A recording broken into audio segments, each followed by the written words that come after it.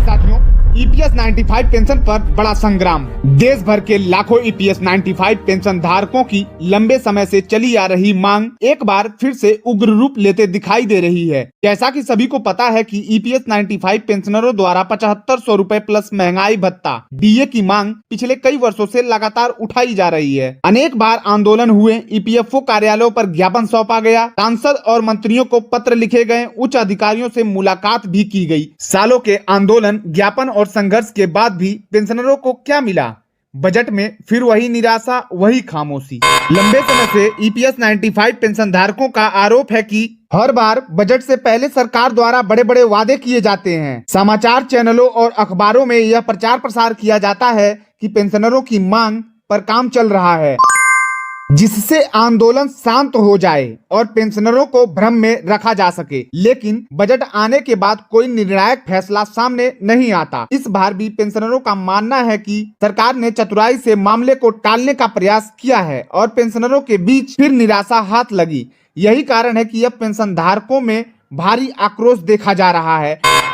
इसी बीच आंदोलन को नई दिशा देते हुए कमांडर अशोक रावत जी ने किया बड़ा ऐलान। उन्होंने स्पष्ट कहा, अब पेंशनरों के साथ अन्याय और बर्दाश्त नहीं किया जाएगा और ऐलान करते हुए कहा कि 9, 10 और 11 मार्च को दिल्ली के जंतर मंतर पर विशाल आंदोलन आयोजित किया जाएगा। यहाँ पे ऐलान करता हूँ कि 9, 10 और 11 मार्च को जंतर मंतर पे ईपीएस 95 राष्ट्रीय संघर्ष समिति का बहुत बड़ा आंदोलन होगा। उन्होंने कहा कि यह आंदोलन ईपीएस 95 पेंशन धारकों के सम्मान और अधिकारों की लड़ाई का निर्णायक चरण साबित होगा। उनके इस ऐलान के बाद देश भर के पेंशनरों और मजदूरों के संगठनों में नई ऊर्जा और जोश देखने को मिल रहा है। कमांडर अशोक रावत जी ने सभी पेंशनरों से अपील करते हुए कहा कि वह अभी से अपनी यात्रा की तैयारी शुरू कर दें। उन्होंने कहा कि अधिक से अधिक संख्या में पेंशन धारक दिल्ली पहुंचकर अपनी ताकत दिखाएं। और आप सभी से प्रार्थना करता हूं कि घर में बैठने से कुछ नहीं होगा, कुछ लेना है तो लड़ना पड़ेगा और हमें कोई देने वाला ऐसे कोई देगा नहीं, हमें छीन के लेना पड़ेगा। इस पर अभी हमारा यकीन विश्वास हो रहा है। उन्होंने स्पष्ट शब्दों में कहा, अब याचना नहीं, अब रण होगा।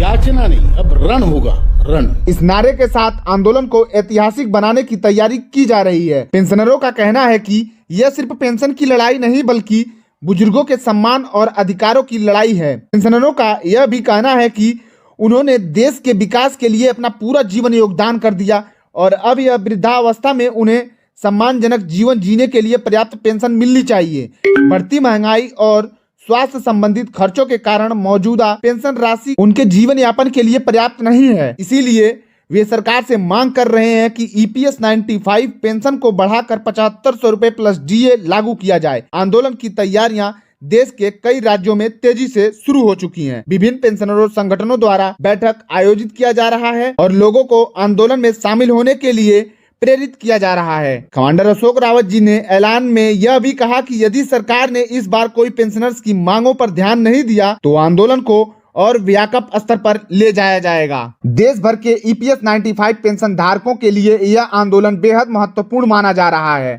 और सभी की निगाहें 9, 10 और 11 मार्च के होने वाले जंतर मंतर आंदोलन पर टिकी हुई हैं। पेंशनरों का कहना है कि इस बार वे अपनी आवाज को इतनी मजबूती से उठाएंगे कि सरकार को उनकी मांगें मानने के लिए मजबूर होना पड़ेगा।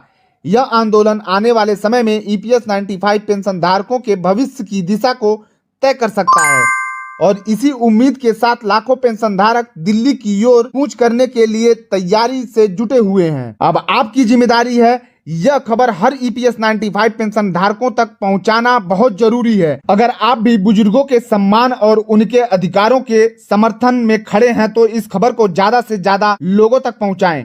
कमांडर अशोक रावत जी के ऐलान की पूरी वीडियो देखने के लिए डिस्प्ले पे जो वीडियो शो हो रहा है उस पर क्लिक करें। इस पोस्ट को लाइक करें, अपने साथियों और परिवार के साथ साझा करें। अपनी राय और समर्थन कमेंट बॉक्स में जरूर लिखें। एकता ही सबसे बड़ी ताकत है। जितनी ज्यादा आवाजें होंगी उतना मजबूत आंदोलन।